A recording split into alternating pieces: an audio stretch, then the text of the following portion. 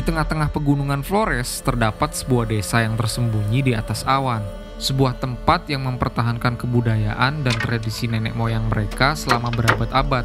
Tak jauh dari desa tersebut terdapat sebuah pulau yang menyimpan pesona alam yang tak kalah menakjubkan. Inilah Klana Bentala dari Wairbo.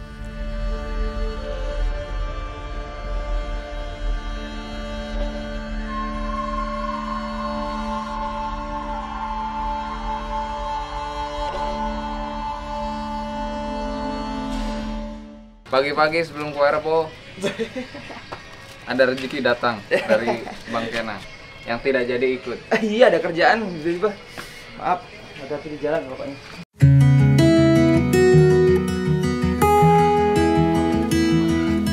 Oke gengs, kita barusan pamitan sama Bang Atta dan teman-teman lainnya. Sekarang kita bergerak mencari solar untuk ke Wairbo. Oleng. Kenapa ini kita tidak jadi ikut kah? Ada kerjaan bang. Next lah ya. Saya ikut nanti ketemu di Bandung. Saya tunggu di sini lagi lah. Pagi itu di Labuan Bajo, setelah kami selesai berkemas, kami langsung berpamitan dengan kawan-kawan yang sudah menemani dan menampung kami selama di Labuan Bajo. Sebuah momen haru yang menjadi bagian dari pengalaman perjalanan kami. Personil Klana Bentala bertambah 1 orang selama di Pulau Flores. Ada Yudis, kawan kami dari Bandung. Perjalanan jadi makin seru dan tentunya juga bisa gantian nyetir.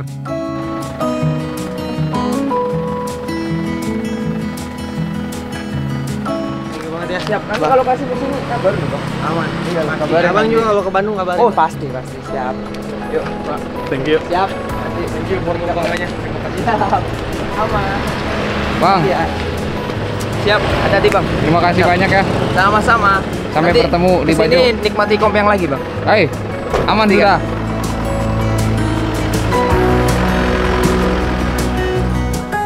Jadi ini kita lagi mencari solar, tapi ternyata di pom pertama yang kita datangi itu tidak menjual solar. Terus kita tanya pom terdekat selanjutnya ini ada di daerah Senaru, tapi ngantrinya bro nggak masuk akal bro. Kayaknya ini daerah sini cuman ini satu-satunya ya pom yang menjual solar. Jadi mereka rela antri sampai ini mungkin ada 300 sampai 400 meter antrian mobil truk dan lain-lain. Gila. Jadi kita putuskan karena kita masih punya setengah, kita putuskan untuk lanjut perjalanan dengan fondasi doa. Mudah-mudahan sampai di pom saja. Dis, gimana Dis? Kirain di Pulau Jawa itu yang ngantri kan Pertalite ya. Di sini solar bro. 400 meter ada ini anjir.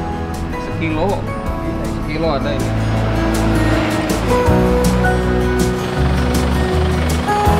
Nah, jam 8.10 kita resmi berangkat setelah tadi mampir-mampir nyari solar tidak ada. Antriannya luar biasa. Sekarang kita langsung menuju Wairbo karena kita ngejar biar tidak kemalaman sampai Wairbo-nya karena kita butuh waktu trekking 4 jam mungkin karena sambil ngonten.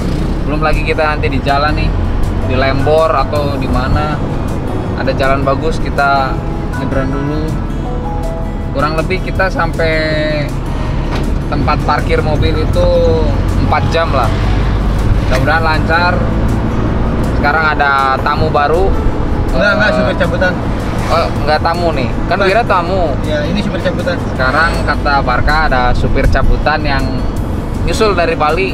Katanya pengen nyupir di luar provinsi. Jadi kita kasih dia nyupir di jalur Trans Flores. Nanti kita tanya-tanya gimana sensasinya nyetir di luar pulau. Apakah dia akan lanjut sampai ke Pulau Rote atau menyerah? Kita buktikan nanti.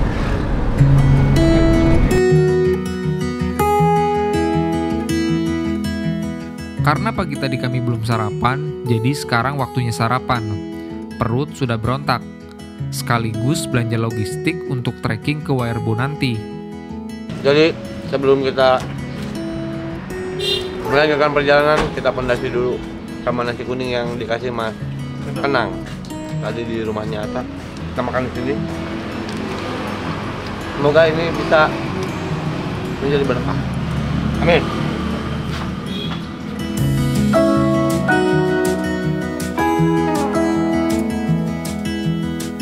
Topografi jalur Transflores yang terdiri atas tanjakan dan turunan curam, kadang bahkan disertai belokan tajam menjadi tantangan tersendiri dalam perjalanan ini.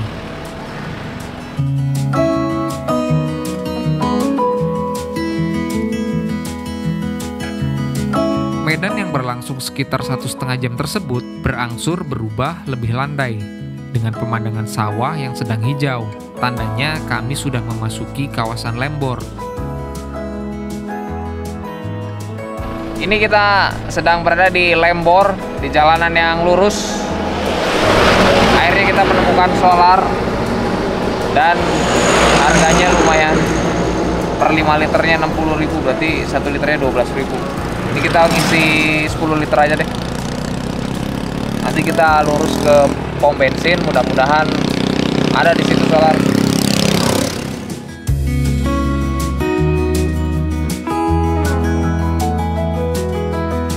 Baik, gimana sejauh ini nyetir dari Labuan Bajo sampai ini, bentar lagi nyampe Werbo? Biasa aja sih, cuma panasnya aja ya. Biasa, aman toh? Aman. Gas lah sampai rote. Kita lihat Yudis sampai mana kita ya. Dari Lembor, kita akan kembali bertemu dengan jalanan kecil yang menantang dengan tikungan tajam, naik, turun, dan sesekali menyeberangi aliran sungai.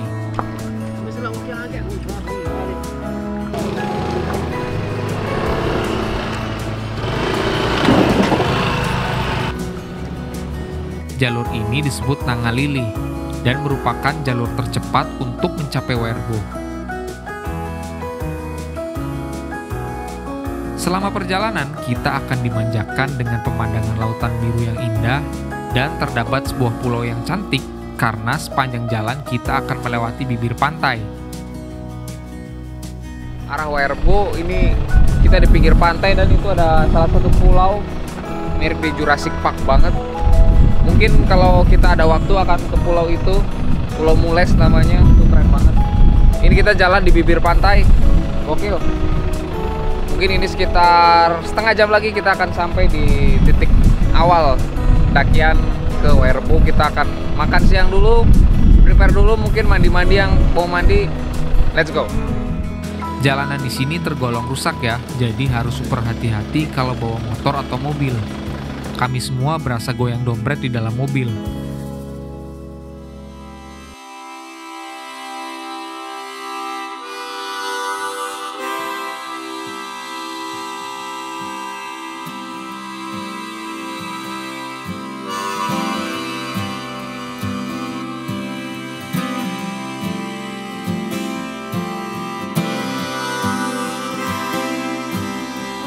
Perjalanan berlangsung sekitar 1,5 jam sampai plang tanda dengan gambar Werbo terpampang jelas pada bagian kanan atau kiri jalan. Tak jauh dari sini kami akan segera tiba di tujuan, yaitu homestay milik Pak Blasius sekaligus Tourist Information Center yang berada di Desa Denge, desa terakhir sebelum ke Werbo. Di sini rencana kami akan makan siang terlebih dahulu sekaligus nitip mobil.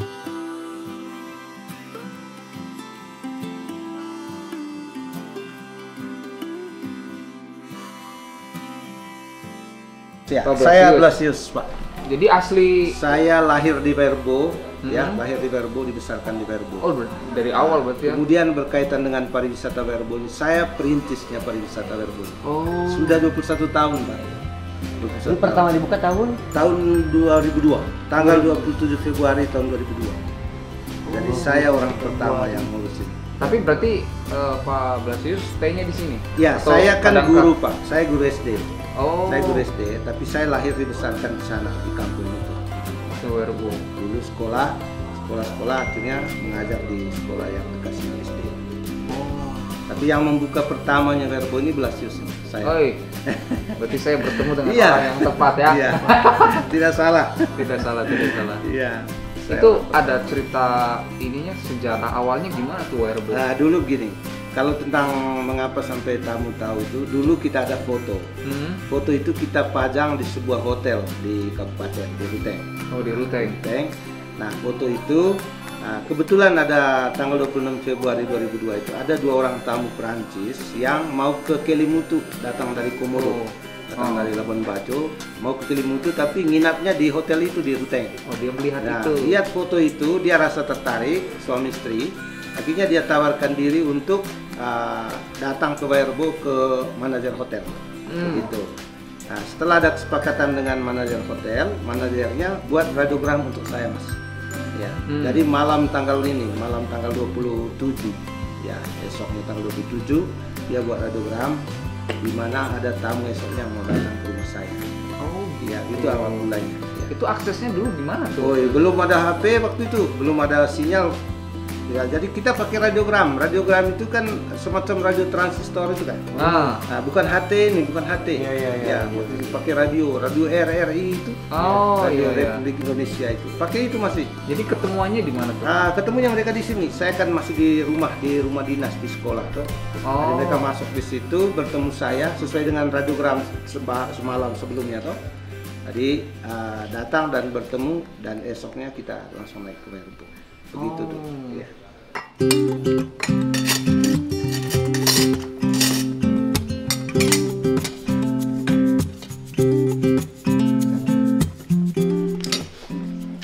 Kita makan dulu toh sebelum hiking toh.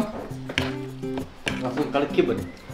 Jadi tadi jalannya gang dompret, gang dompret, terus akhirnya kita sampai juga di tourist information atau homestay milik Pak Blasius yang merupakan turunan generasi ke-19 asli Werbo, dan dia juga salah satu orang yang pertama kali mengenalkan Werbo.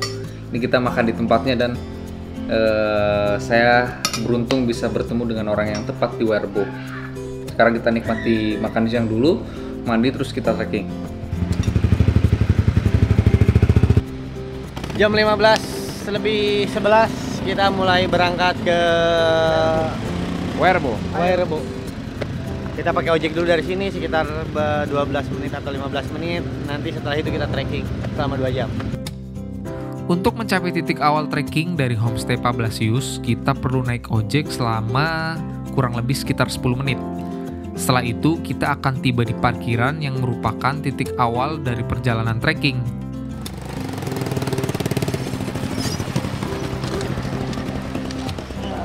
Jadi ini karena hujan dan kita emang diburu-buru oleh waktu, kita harus nyampe ke sana sebelum gelap, sebelum matahari menghilang.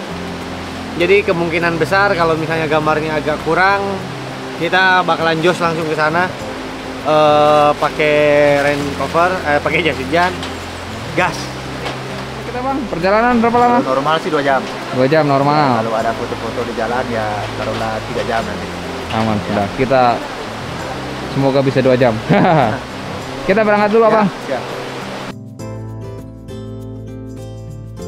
Jalur trekking awal terbilang aman dengan beberapa titik pembatas pada tanjakan maupun turunan yang curam, serta jalur yang sudah dipoles baik dengan beton dan batu-batu sebagai pijakan.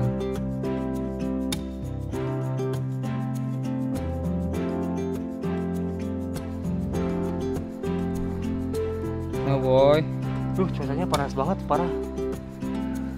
Oke, kita tadi dari homestay di HP-nya Barkah jam 15.12, terus ke tempat pos 1 itu, tempat start trekking sekitar jam setengah 4. Ini udah setengah jam kita jalan. Tadi sampai parkiran tuh hujan, kita pakai jas hujan, pas sudah jalan langsung reda lagi dan langsung cerah. Mungkin itu karena kita ini yang sedang melakukan perjalanan yang sangat jauh, terus memasuki desa yang adatnya masih terjaga. Mungkin kita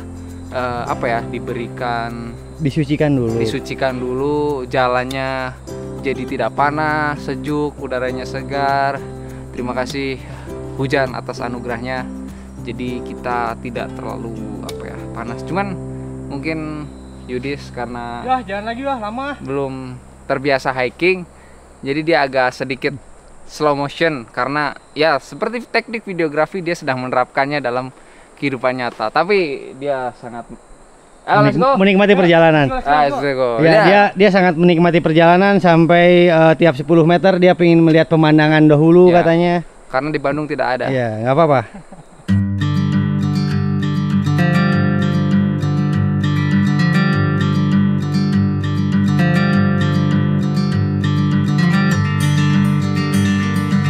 Nah gengs, ini perjalanan ke Wairebo. Saya menemukan bambu jalar. Ini dari keluarga bambu, tapi nggak tahu nama latinnya apa. Tapi yang jelas ini tuh penghasil air. Kalau misalnya kita dalam keadaan darurat, ini bisa menghasilkan air. Sumber air dari Sumber air dari tumbuhan ini bambu jalar. Apa namanya? Contohnya seperti bambu, daunnya pun seperti bambu, cuman dia menjalar. Ya seperti ini. Ini tuh bisa panjangnya bisa panjang banget. Nggak tahu ini sumber apa sih namanya. Intinya tuh di mana. Tapi yang jelas ini menjalar ke satu pohon untuk mencari sinar matahari. Itu di atas ada daunnya, kelihatan daun bambu. Inilah bambu jalar. Salah satu. Mau nanya bang, Apa tuh? itu kan sumber air toh. Ya. Kapan waktu yang tepat untuk mengambil airnya ini toh? Kalau misalnya dari tumbuhan, waktu yang tepat untuk mengambil air itu pagi hari. Karena dari sore hari sampai ke malam hari itu tuh tumbuhan menyerap air dari tanah sampai ke pucuk ke atas. Nah nanti pagi-pagi mereka turun. Jadi waktu yang tepat itu adalah pagi hari. Karena mereka lagi turun. Kalau misalnya kita ambil, kita bisa mendapatkan banyak air daripada kita mengambilnya sore hari. Seperti itu. Biasanya seperti itu.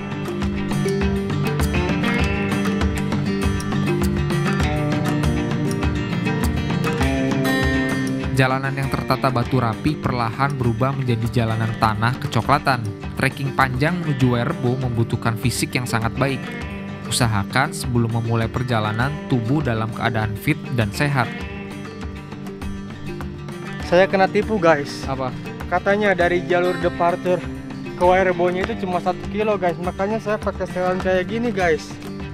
Kirain dekat, ternyata ini sama aja kayak naik Gunung Tampomas guys. Alah, hanya. Geng, ini kita udah perjalanan sekitar 1,5 jam. Kita ada pos apa ini? Pocoroko. Pos berapa ini ya? Halo abang. Abang ini pos berapa abang? Pos 5 ini. Oh ini sudah pos 5 geng. Apakah mereka tungguan? Mana tulisan pos 5? Ngarang. Oh tidak ada. Saya ngarang. Ini mereka warga negara asing. Yang satu itu guide-nya. Oh sama, ini dari negara Cina, itu dari negara Jepang. Penjajah ini toh? Berlibur. Penjajah ini toh? Iya, mereka lagi berlibur. Kami kira kami adalah rombongan terakhir yang trekking menuju Wairebo. Ternyata masih ada rombongan lain. Di jalur kami bertemu bule-bule dari Jerman dan Belanda. Where are you come from? Germany. Hi. Nice to meet you. What are you doing? Video. Yeah. For YouTube, Yeah. TikTok, Oh. on YouTube. For YouTube. What's your name? Jakob, Arsal. nice to meet you. Marie. Arsal. How far is it to the top, do you know? Hey. Yes. That the village from here. Already now? Yeah. You go down. Tuh. Selamat datang. Selamat. Hai, kameranya ke sini kakak. Selamat datang di Wairebo. Setelah hiking naik turun bukit, akhirnya kami tiba di desa Wairebo menjelang petang. Hal pertama yang kami lakukan adalah mengikuti ritual adat yang menjadi bagian penting dari budaya setempat. Ritual ini dilakukan untuk meminta izin dan perlindungan dari leluhur, agar kami semua dapat berpetualang dengan aman di sekitar desa. Setelah selesai mengikuti ritual adat, kami dibawa menuju rumah-rumah kerucut tradisional, tempat kami untuk istirahat dan menginap malam ini. Bentuk rumah dan sejarahnya menjadi daya tarik utama wisata budaya ini. Begitu kami memasuki rumah kerucut, tampak alat tidur dan selimut yang tertata rapi yang sudah melingkar seisi rumah. Nah, untuk biaya menginap di sini per orang itu sekitar 325.000. Ini sudah dapat makan malam dan sarapan pagi. Malam yang dingin berubah menjadi hangat. Kami semua bersama-sama menyantap hidangan makan malam yang sudah disediakan masyarakat di sini di rumah kerucut. Ini sepertinya ini sayur papaya. Oh, labu sama daun papaya. Sekarang kita Mencoba masakan. coba menu makan malam Boerbo.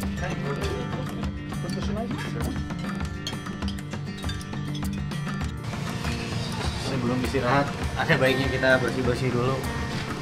Niat hati sih ingin mandi, tapi karena dingin, jadi kita cuci-cuci, bersih-bersih, lalu butuh be.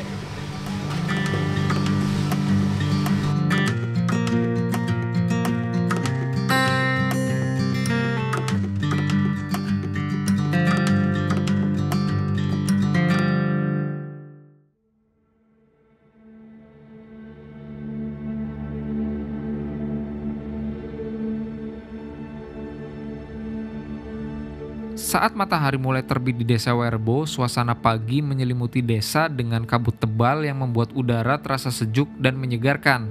Cahaya matahari yang menembus kabut membuat Werbo terlihat semakin cantik dan dramatis. Werbo merupakan desa adat kecil dengan 7 rumah adat kerucut yang dibangun melingkar, yang berlokasi jauh dari perkotaan. Terletak sekitar 1.100 meter di atas permukaan laut. Desa ini dikelilingi oleh pegunungan yang indah serta hutan todo yang rindang dan kaya akan vegetasi.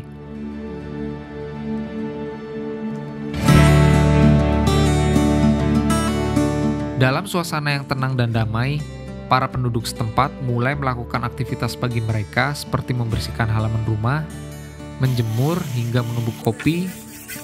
Ada juga yang sedang menenun dan ada juga yang bersiap pergi ke kebun. Saya dan kawan-kawan juga turut bermain bersama anak-anak kecil di sini. Suara-suara alam yang tenang seperti burung berkicau dan suara angin berhembus makin menambah suasana pagi yang makin harmonis dan tenang. Nenek moyang kita yang pertama itu datangnya dari Minangkabau. Minangkabau. Iya. Dia berlayar dari Minangkabau menuju Makassar. Ke Makassar. Ya, Makassar. Stay berapa bulan di sana atau mungkin bertahun. Tapi kita juga nggak tahu kan, ya. Terus dia tinggal di sana, mungkin merasa kurang nyaman, ya lanjut berlayarnya ke Labuan Bajo, ke Flores Manggarai. Tinggal di Labuan Bajo, di Kampung Warloka, ada nama Kampung Warloka. Terus dia di sana juga bertani, ya untuk mendapatkan makan demi kelangsungan hidupnya. Ya, betul. Terus dari situ mungkin gak rasa nyaman juga, dia lanjut berlayarnya di pinggir pantai dari Labuan Bajo, ya menuju kampung ada Nangapang di bagian timur pas masuk ke sini kemarin kan, ya Nangapang. Di situ dia simpan perahunya, terus turun dan jalan kaki dari sana menuju Kampung Todo. Kampung Todo. Ya, bersama adiknya. Di Kampung Todo mereka tinggal di sana sama adiknya. Nah, mungkin berhari-hari entah apa yang membuat mereka tuh merasa nggak cocok sama adiknya, ya, berantem sama adiknya. Terus si kakak ini mengalah dan dia pergi pindah ke Kampung Popo. Ya, di Kampung Popo ya dia juga tinggal lebih lama di sana. Terus dari Kampung Popo mungkin nggak rasa nyaman, dia dari sana pindah ke Kampung Modo. Di sebelah lereng gunung sini. Iya. Di Kampung Modo itu, ya di sana juga dia hidup bertani. Terus, tapi dia waktu itu dia hanya sendirian. Adiknya sudah tinggal di sana. Ya, dari Kampung Modo, ya mungkin berapa tahun? Kira-kira berapa tahun ya, Mai? Ya. Di Kampung Modo ya, Mai sih. Telung tahun. Ya mungkin. Hanya 3 tahun di sana. Terus begitu udah nggak nyaman, dia lanjut ke sini. Ya. Dan mungkin kita juga nggak tahu ya, mungkin ada mimpinya ya, atau dapat rasa apa semacam ilham itu dari hatinya dia. Akhirnya dia lanjut perjalanannya dari sana, dari Kampung Modo menuju Kampung Werbo. Dan disinilah tempat terakhirnya sampai sekarang.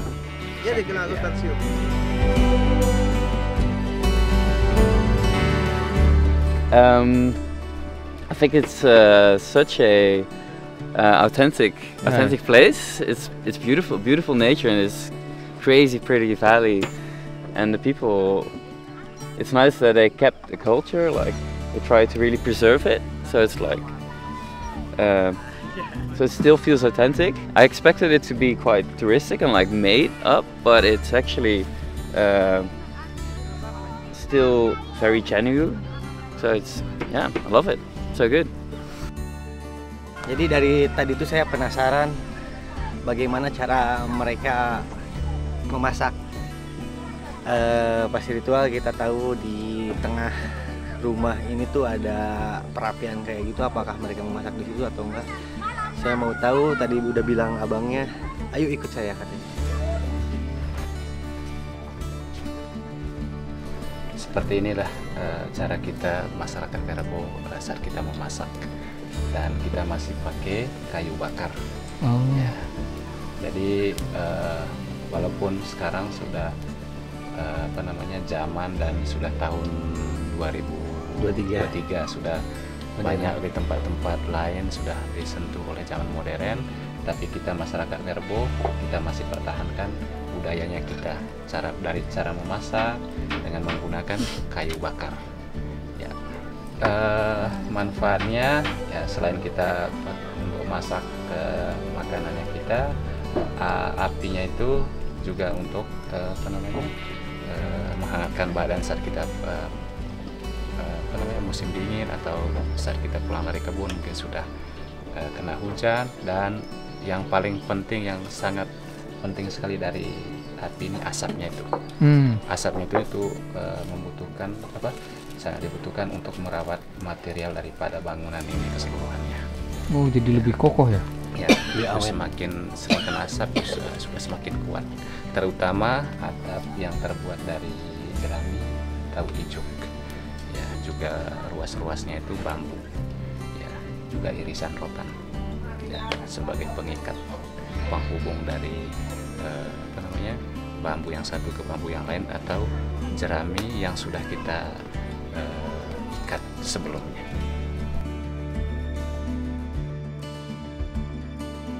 Manggarai dan Werebo mengajarkan potret keramahan orang-orang timur. Mereka selalu menyambut kami dengan senyum ramah dan menawarkan bantuan dengan penuh keikhlasan.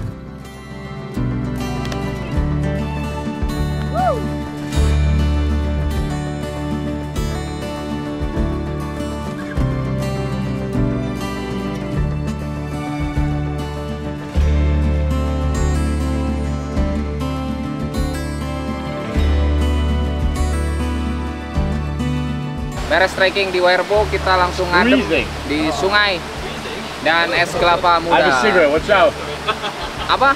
Nukami di Werebo.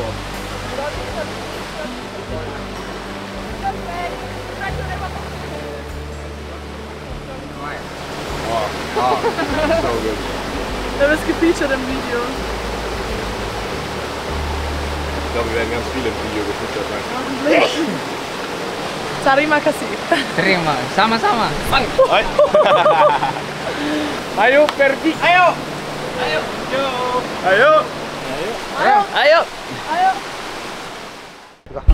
Terima kasih, Pak. Nanti kita Selepas makan siang, kami melanjutkan ke Dintor, titik awal untuk kami menyeberang menuju ke Pulau Mules. Kami mendapat kontak Pak Arsyad dari Bang Atta yang sebelumnya sudah pernah ke sini. Oke gengs, jadi setelah kita dari Werebo, kita turun ke Dintor, terus bertemu sama Bapak Arsyad, itu yang kemarin diinformasikan oleh Atta dan Ejak. Katanya itulah sama beliau kita bisa nyebrang ke Pulau Mules yang ada di seberang sana. Jadi kita nyebrang dari dari Dintor ini ke Pulau Mules, ya kemungkinan ini cuma setengah jam. Ya, mudah-mudahan lautnya tenang dan lain-lain. Sebenarnya ini kata bapaknya udah wanti-wanti, ini beresiko tinggi, tapi karena emang kita tidak punya niatan untuk jelek, mudah-mudahan lancar. Oke guys. Oke, sebelum kita lakukan perjalanan ke sana, alangkah baiknya kita berdoa masing-masing minta izin untuk masuk ke sana. Semoga kita dilindungi oleh penghuni di sini dan yang di atas. Berdoa kita mulai. Perahu kayu tradisional dengan warna-warna cerah sudah menanti di bibir pantai.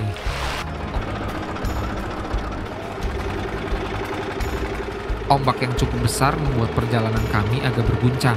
Namun pemandangan laut yang luas dan jernih membuat kami takjub. Tidak lupa kami mengabadikan setiap momen dengan kamera. Sesampainya di Pulau Mules, kami disambut oleh hamparan pasir putih dan air laut yang jernih. Pulau kecil ini memiliki panorama alam yang memikat. Dari tebing-tebing yang menjulang tinggi hingga deretan pohon kelapa yang membentang sepanjang pantai. Pulau yang terletak di selatan Flores ini masuk ke dalam wilayah Kecamatan Satar Mese Barat, Kabupaten Manggarai. Mules berasal dari bahasa Manggarai, molas yang artinya cantik. Jadi Pulau Mules berarti pulau yang cantik. Nama tersebut bukan sekedar penamaan, tetapi cantiknya Pulau Mules dapat dibuktikan ketika kawan-kawan mengunjunginya. Tak terasa waktu berjalan sangat cepat ketika kami menikmati keindahan Pulau Mules. Terlebih lagi saat matahari mulai terbenam, warna langit yang berubah-ubah semakin membuat pemandangan memukau. Kami pun merasa beruntung bisa menemukan destinasi tersembunyi ini.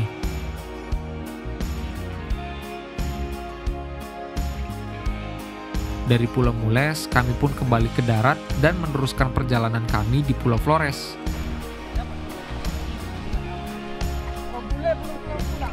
Keramah tamahan Werbo juga kenangan akan keindahan Pulau Mules akan selalu tertancap dalam ingatan kami, menggoda kami untuk kembali mengeksplorasi keindahan alam yang tersembunyi ini.